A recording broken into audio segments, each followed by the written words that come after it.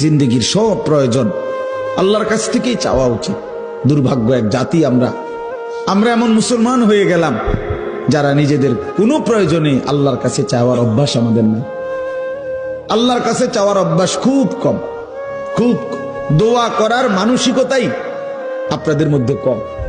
ও শুধু driver টোকায়, driver মানে হুজুর, হুজুর কেবল হুজুর টোয়া, হুজুর দিয়া দোয়া করানো, হুজুর দিয়া।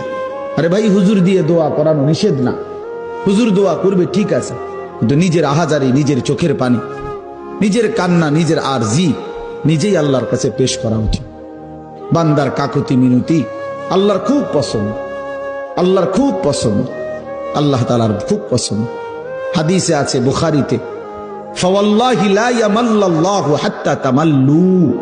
নবীজি বলছেন, আল্লাহর কসম উম্মত, তোমরা চাইতে চাইতে আল্লাহর কাছে ক্লান্ত হয়ে যাবে, কিন্তু রব্বে করিম দিতে দিতে একবারও ক্লান্ত হবেন না।